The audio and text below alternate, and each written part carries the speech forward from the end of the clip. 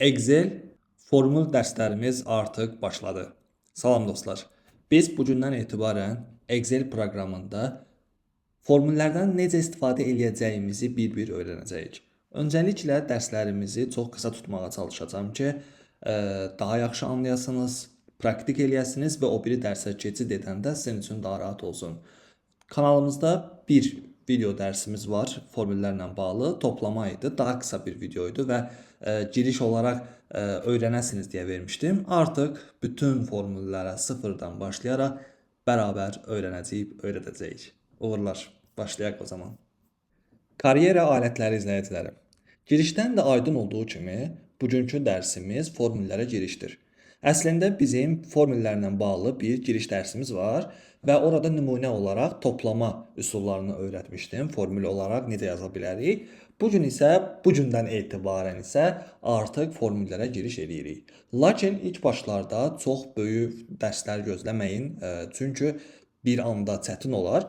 Formüllərin məntiqini anlayaraq gedəcəyik. Bunun üçün videoları müəyyən hissələrə böləcəm və sizlərin də daha yaxşı praktika etməyiniz üçün bu dərsləri izlədikdən sonra bir Excel proqramında məşq edin və təkrar-təkrar videoları izləyin ki, beyninizə otursun, mənimsəyəsiniz və artıq gözü yumulu bu işləri görəsiniz.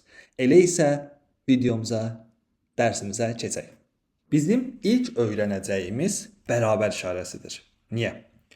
Hər bir formül bərabər işarəsi ilə başlayır. Nümunə, bərabəri qoyduqmu?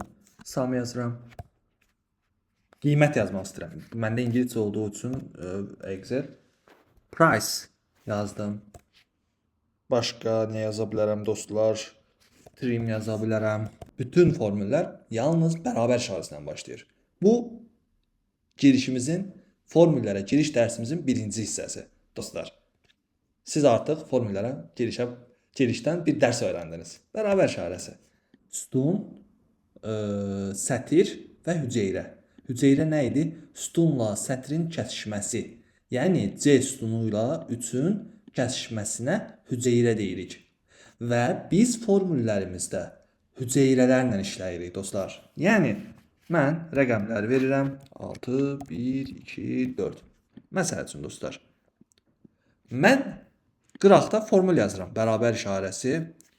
Bunları toplayıram. Baxın, sadəcə rəqəmləri yazıram. Düzdürmü? 3, 6, 12, 4. Nə verir dostlar? 30 verdi. Mən gəlirəm buradan 5-i də 6 edirəm. Nəsə dəyişdi mi? 30 yenə 30 qaldı. Amma 31 olmalıdır. Xeyr, 5. Amma dostlar, mən hüceyrələrlə işləsəm, baxın, mən hüceyrələrlə işləsəm, mən bunu özüm bir-bir yazıram dostlar ki, beyniniz qarışmasın. Beyniniz qarışmasın deyə zamanla bunun daha qısa yollarını da öyrədəcəm. Baxın 30. Mən bunu dəyişib 7 elədim. 32 eləməli, düzdürmü? 32 oldu dostlar. Gördünüzmü?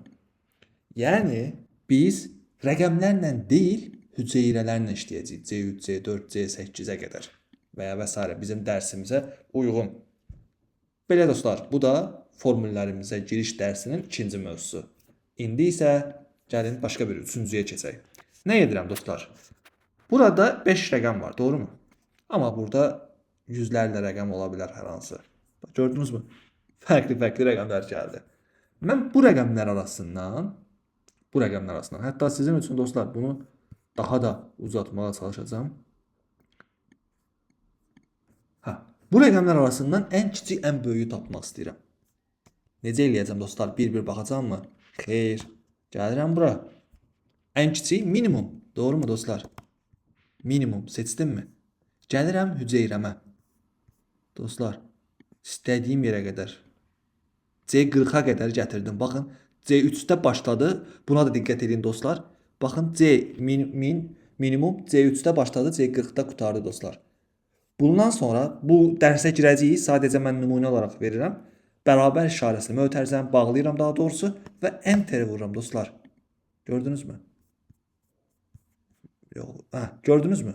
3'ü seçdi. Mənim ən aşağı balaca nömrəm 3'dür dostlar. Və mənə avtomatik bunu verdi. Üstünə bir dəfə də vurduğumda, iki dəfə vurduğum, tıkladığımda formül görünəcək. 3. İndi isə bura gəlirəm və maksimumu tapmağa çalışıram dostlar. Nə edirəm?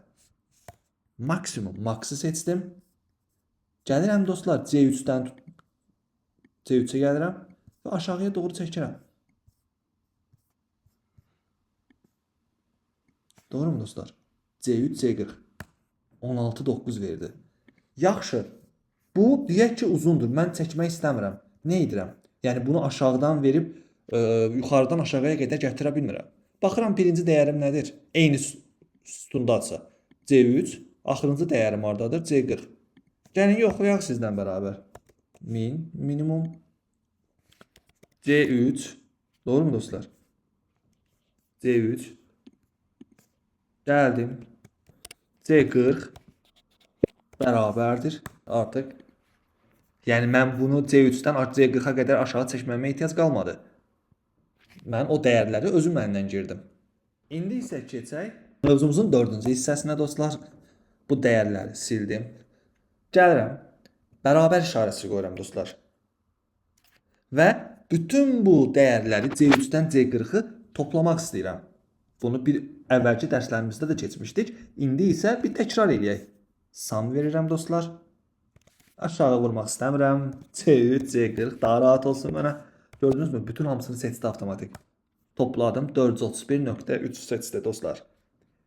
İndi dostlar, mən bunun ortalamasını tapmaq istəyirəm bu dəyərlərin. Nə edirəm? Average C3, C40 11.35 ədədi ortasını tapdı dostlar. Topladı və onun sayına böldü. İndi isə mən burada, bu sütunda nə qədər hüceyrə olduğunu, nə qədər hüceyrədə mənim rəqəmim olduğunu tapmaq istəyirəm dostlar. Bunun üçün nə edirəm? Bərabər işarəsi qoyuram. Saymaq dediyimiz count'a gəlirəm. Yenə C3, C40 seçdim, bərabər işarəsi qoydum və 38 rəqəmini əldə elədim. C3, C40, 37, oradan da C3 gəldiyimizdə 38 rəqəmini əldə elədik. Doğru mu dostlar? Belə. Dərsi burada bitirmək istəyirəm dostlar açıqcası. Bu qədər sıfırdan başlayan biri üçün bu qədər məlumat da kifayətdir. Çünki siz bunu öncəliklə bir öz üzərinizdə praktika eləyin, məşq eləyin ki, beyninizə otursun və ondan sonraki dərslərimiz zaten bunlara bağlı olacaq. Bu arada mənim bu videodakı mövzularımız, bizim mövzularımız dostlar təməl hesablama funksiyalarıdır. Yəni riyazi hesablama funksiyalarıdır. Burada bizim mətin funksiyalarımız, data təmizləmə olacaq, qərar vermək üçün bizim məntiq funksiyalarımız olacaq dostlar. Hesabatlar üçün toplama funksiyalarını da deyəcəm. Yəni dostlar çox dərinə gedəcəyik. Yetər ki siz dəstəyinizi əsirgəməyin, bütün videolarımı izləyin sonuna qədər, like edin, yorum yazın, sual verin, kanala abunə olun, zil butonunu açın ki videolarım anında sizə gəlsin, bildiriş olaraq siz də izləyib mənə dəstək olasınız ki videoların davamı gəlsin. Belə, yorulmayasınız dostlar, görüşənədək.